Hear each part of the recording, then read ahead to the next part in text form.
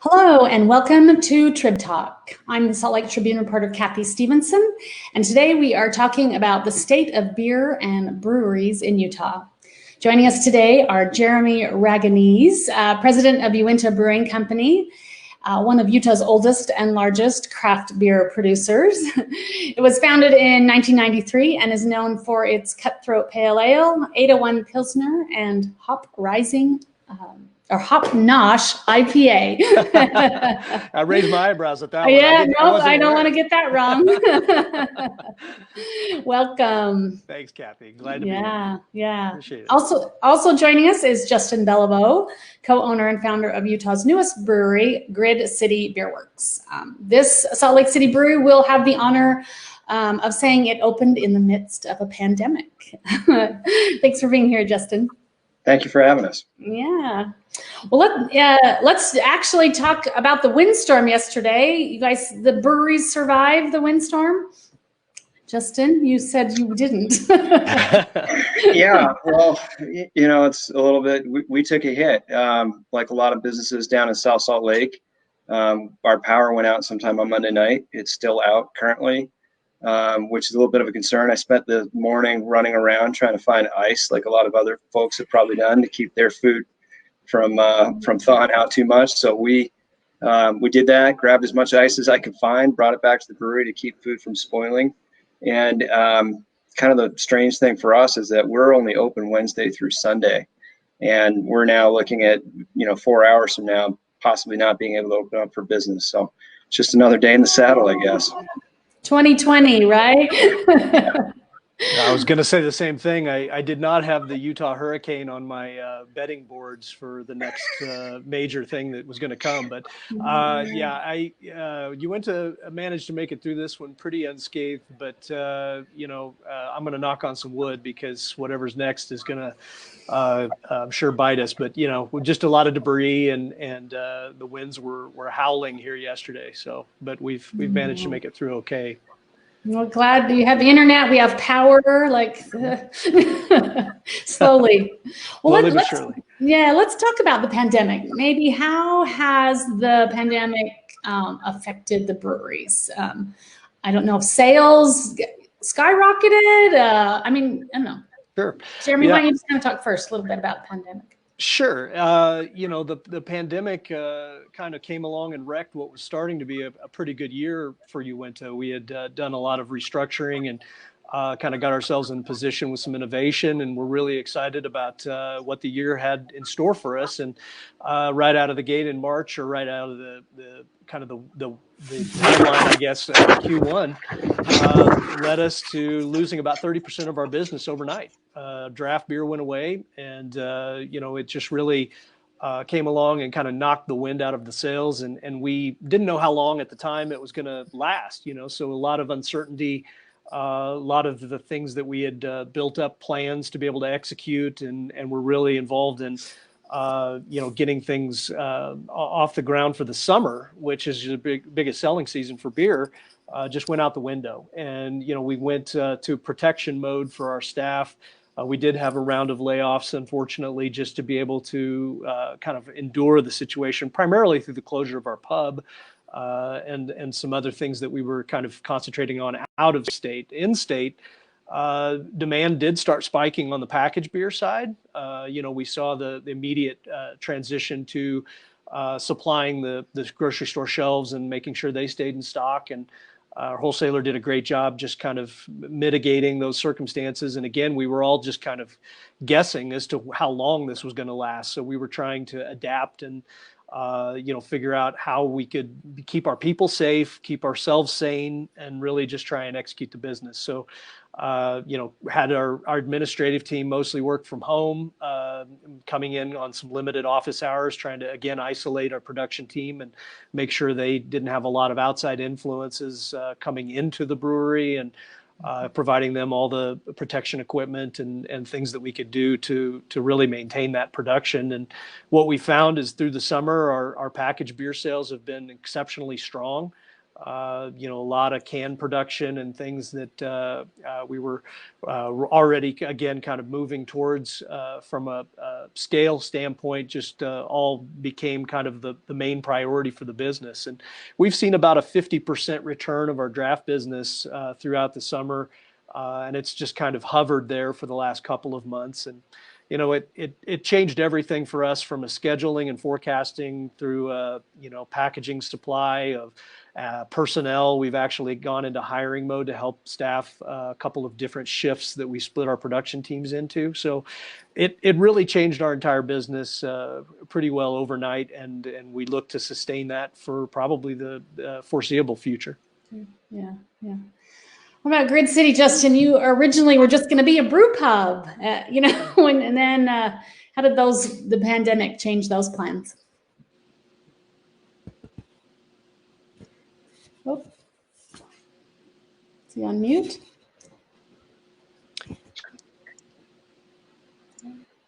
Okay, I'm on. All right. Yeah. Okay.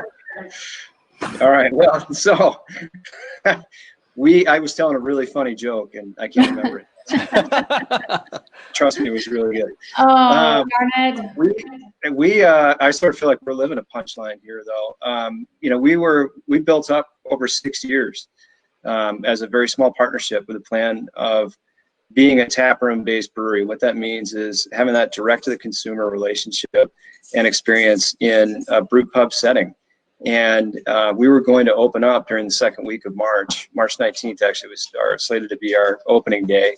And of course that got postponed. And we weren't able to open up until the end of April, where we started doing to-go beer and to-go food. So not the grand opening that we had envisioned. We wanted to welcome in, you know, a couple hundred people into our tap room. We actually have a seating capacity of up to 170 on our main floor.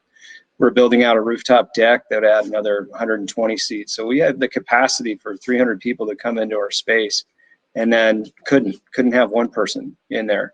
And then ultimately we opened up our doors with limited seating spaced out per the county health guidelines at a much different seating capacity and I think atmosphere than we'd envisioned, but it's working out pretty well. We've been open now since the first week of June.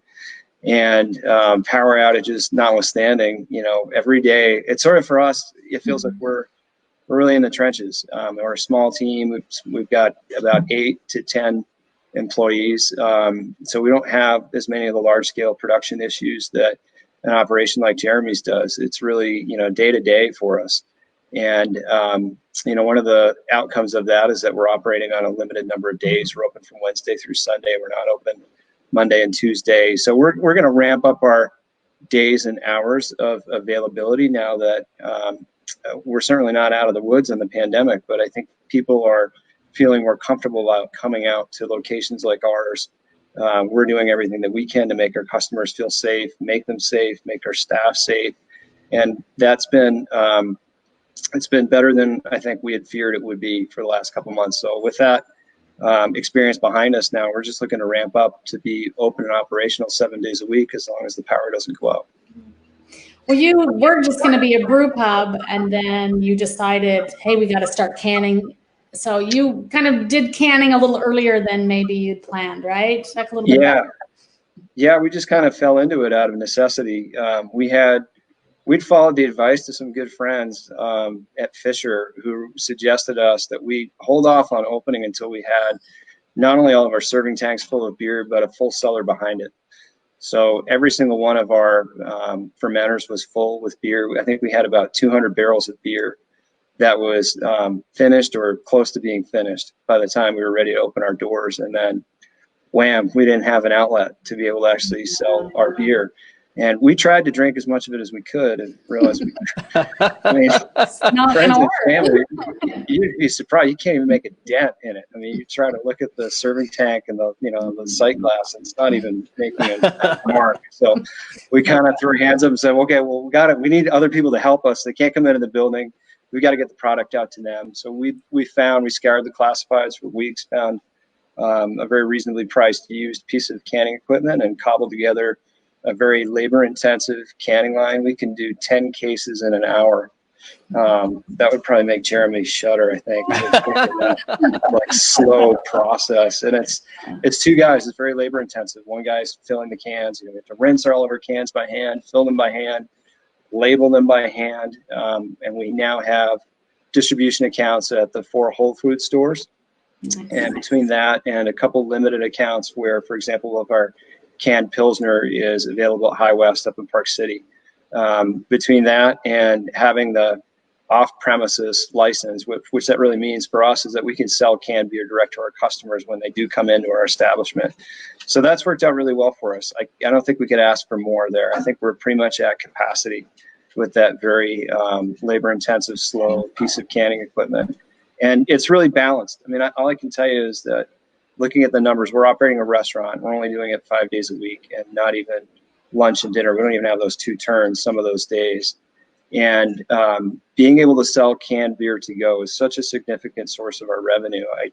I really shudder to think what it's like to operate a restaurant right now that doesn't have that opportunity to function as a brew pub. I can't even imagine the pain that side of our industry is feeling right now. But I'm very grateful, I think, that the state of Utah has put in place some mechanisms that allow a business like ours to be nimble and respond and actually stay in business through this pandemic. So those they're called package agencies, but it's like a little store inside your breweries, and people can go in just like a liquor store and buy your products. And it's not just for like the 5% beer at groceries. You can do your high alcohol beers too. That's right. Yeah. Okay. That is correct. Somebody asked a question, what's the best way to support local breweries? Is it going in and buying those, canned beers? What's the best way to do that? What's the best way to support you guys? It really is. I mean, when you're buying on site at the brewery itself through the package agency, or getting even a growler to go, anything like that, the revenue stream's coming direct to the brewery, and the breweries are going to be able to sustain their staff. If you can tip the staff, those are great ways to continue to, support the teams that keep us in business. From any of the local breweries, they'll just tell you, buy our beer, spread the word that great beer is produced here in Utah, which it is. I think we get disparaged a lot for having a threshold in grocery that is 5%. Well, I'll tell you, some of the best session beers in the country were brewed even before the 5% right here in the state of Utah. And now, we use creativity to our advantage. That's part of our hallmark in craft brewing, is to be able to innovate sometimes outside the style lines and really grow the category and bring new drinkers into beer that maybe weren't expecting to find things. So there's a lot of great beer brewed in this state by a lot of diverse and interesting brewers. And, right now the best way to support them is to continue to buy our beer. That's the number one. That's the number one. We'll talk a little, the pandemic also, when you were talking about canning, there is a shortage of aluminum cans out there. So how are you dealing with it? Uinta, you're bigger than Grid City, but I think you might be both dealing with it in different ways. So I don't know. It's actually a very huge problem that we're staring at right now that is by the day becoming more pronounced, and it's something that nationally was becoming more known around the midsummer mark. In June, you started seeing articles published in like the Wall Street Journal, USA Today, about this coming can shortage. And what it is it's not necessarily a shortage of sheet aluminum. Sheet aluminum has been coming in, and there's an ample supply. The manufacturers are actually pretty limited. There's only one major and then a few other minor producers of printed cans and of the actual can body, I guess you could call it. But at the end of the day, there's a limited number of presses across the country that can print those cans. And when the surge came from the coronavirus, people going to buy packaged beverages at retail and bringing it home for home consumption, that created essentially a surge on demand for those materials. And then over the last few years, a lot of the innovation in beverage overall has gone towards aluminum packaging. So you've kind of had storm building, limited capacity, more and more products coming out in that particular pack type. And of course, 8,000 craft breweries across the country creating part of that. And then, you ran into this major spike in demand, and it created essentially a crunch that created an allocations-based system where brewers are now only capable of getting just a fraction of what they were originally ordering from the primary suppliers.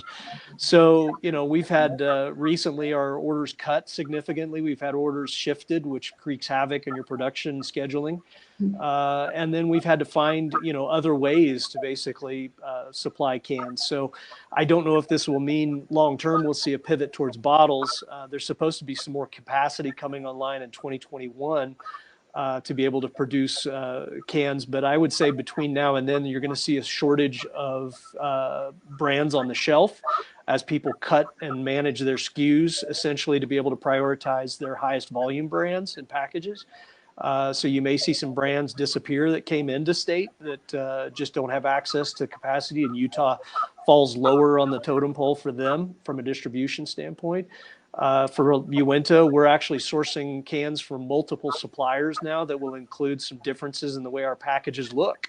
The cans themselves will be printed differently, so we'll see some variety that shows up that people might not be expecting. But anyway, it's kind of a multifaceted solution that we've come up with that will hopefully be short-lived, but we will definitely see this problem, I think, through at least Q2, Q3 of next year, and then hopefully by that time the added capacity will be able to absorb most of that challenge.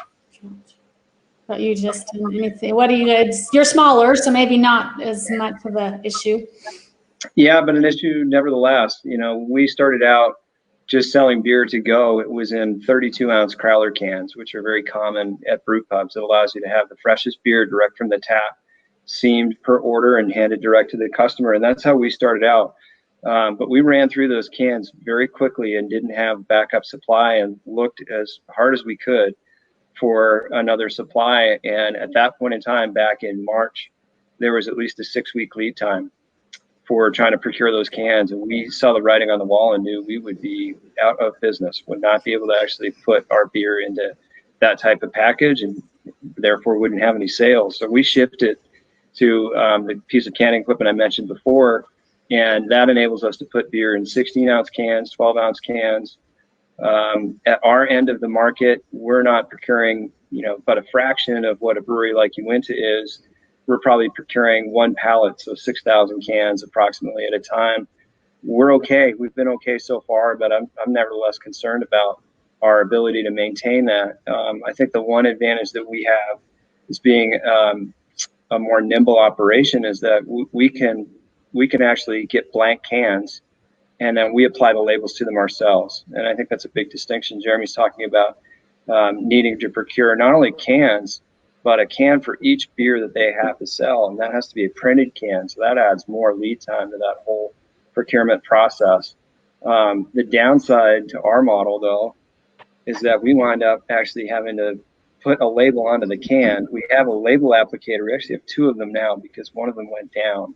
And I swore I'd never let that happen again, because 9 of us spent an entire Sunday peeling off these sticker labels and actually hand applying them to cans. And that is mind-numbing, to say the least. So we never want to do that again. So far, the second piece of labeling equipment is held up. So we're kind of just hanging by a thread. And hopefully we're both able to get through this, one pallet of cans at a time on my end, and the amount that Jeremy needs out on his end of the market. And hopefully those supply lines stay open, because it will adversely affect our business, and no doubt adversely affect everyone in the industry if we're unable to procure cans. Yeah, it's the demand side is just the one piece of it right now. The supply of raw materials and the resources that all brewers need, prices are going up as you add the label cost on top of the aluminum cost and all of these other factors. We're seeing, all of our expenses essentially just going up across the board, and it's going to be the kind of the new reality, I think, for craft brewers. It's going to be harder and harder if we don't get, obviously, the pandemic solved, but more of these other issues that kind of stand in our way mitigated. One big one for us is the excise taxes, federal excise taxes that could potentially be going up again at the end of this year. Well, that was my next question. What are some, like, either state, local, national law regulations that maybe people could, write their lawmakers and say, hey, can you fix it? What are some of those things that could be fixed and could help your industry? Well, that one is a big one for sure. The Brewers Association, which is our big trade association, represents craft brewing industry, has been lobbying hard. Last year, we got an extension on the excise tax, essentially cut in half for small brewers under 60,000. And then after you hit 60,000 barrels, it effectively goes up. But when it cut in half, of course, that allowed a lot of brewers, and that was passed previous to last year. So we've had it for multiple years. That allowed a lot of brewers to invest and grow and essentially put CapEx into their plants or hire new people or grow their retail operation. Lots of different ways they invested. As soon as that goes away, our taxes go up, they double. And essentially that's something that would put a lot of these operators, especially now that have had issues with the pandemic or, had to cut staff or do other things.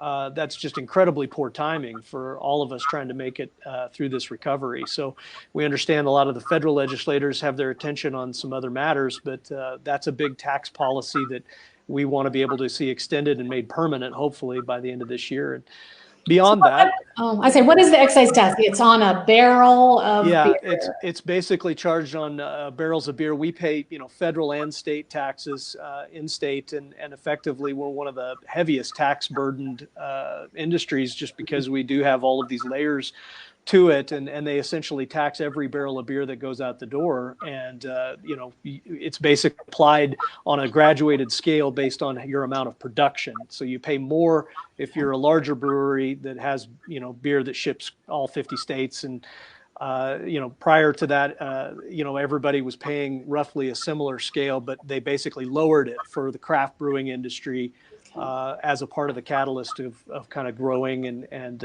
our industry. It helps support local jobs, basically. So, but yeah, that's. Justin, do you pay something different because you're smaller? Is your barrel cost less or just the same? At the federal level, but at the state level, we pay the same excise tax per barrel, I believe, as Jeremy's operation does. And Utah, I think, correct me if I'm wrong on this, Jeremy, but I think we have the third highest, or we're within definitely the top 5 highest in terms of excise tax, I believe. Yeah. Within the states, yes. Yeah. It went up when they changed the law to, like, the recent law change, right? It went up. They did. It was a nifty little tuck-in into the law change that they went ahead and raised the state taxes. So the way things are applied here. We certainly understand that this is a control state, and we have to live within that environment. In fact, craft brewing is thriving, arguably, right now in the state of Utah.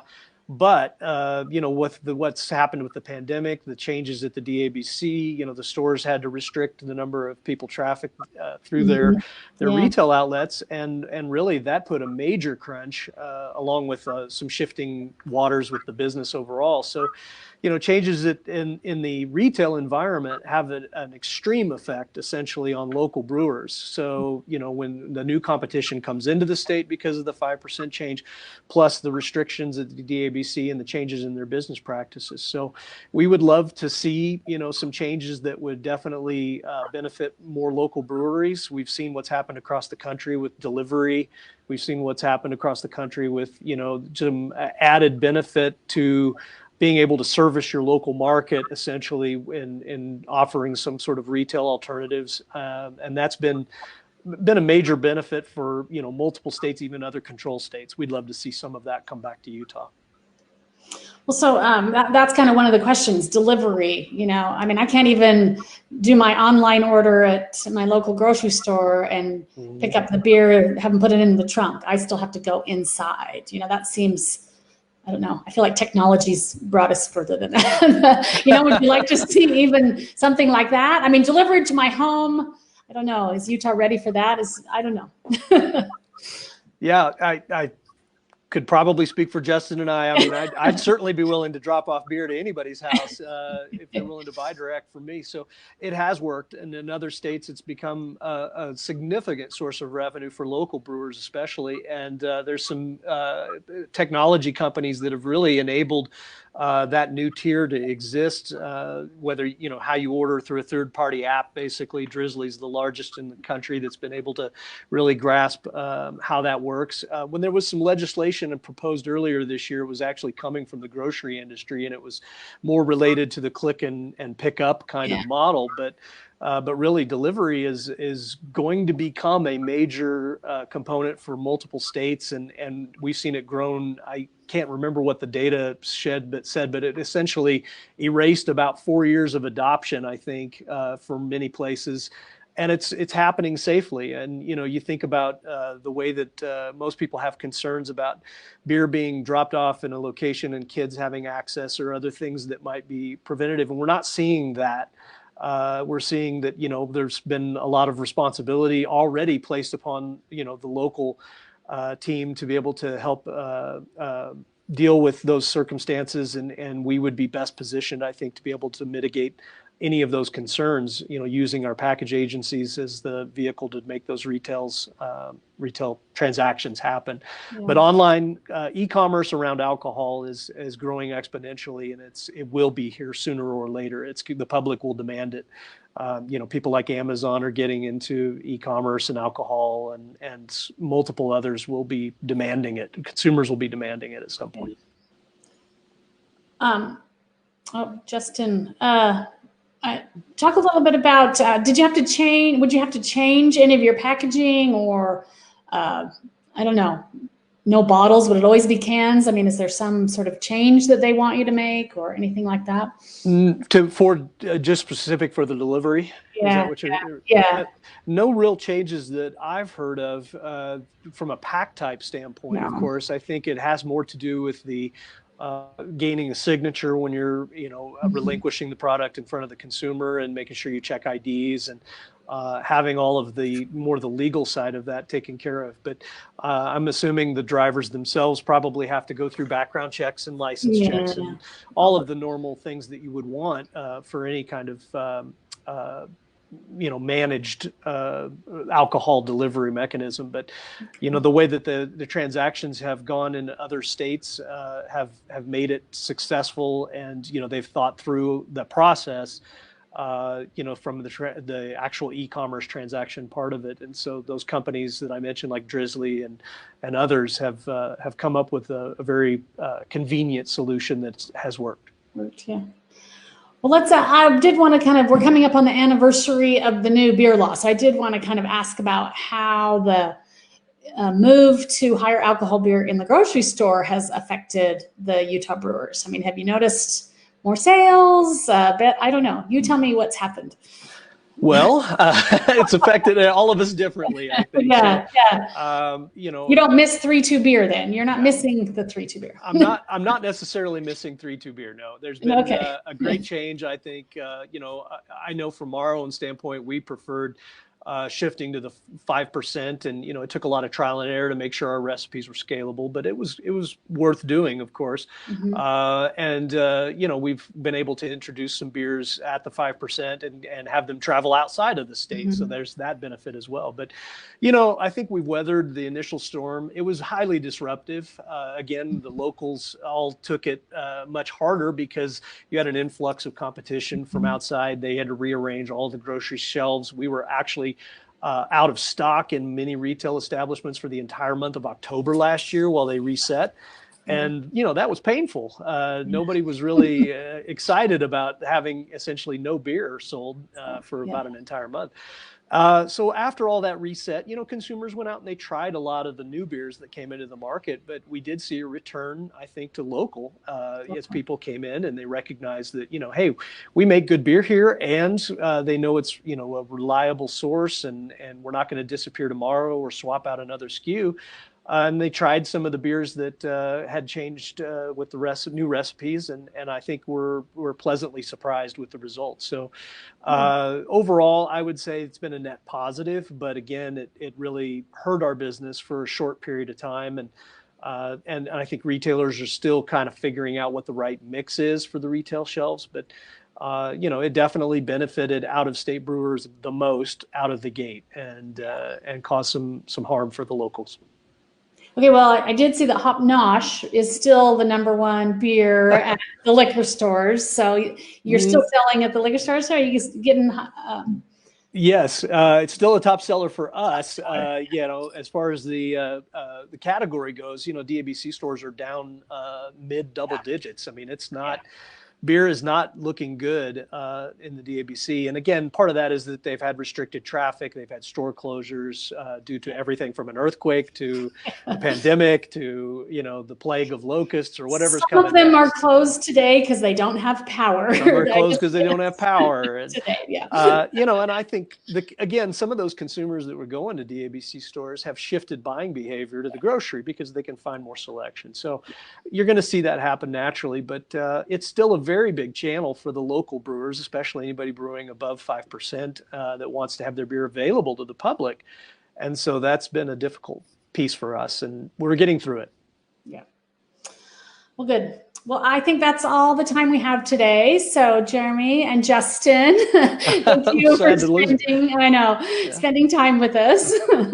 Happy to do it anytime. Thanks, Kathy. Okay. And thanks to our readers and listeners for tuning in. We'll see you soon. Cheers.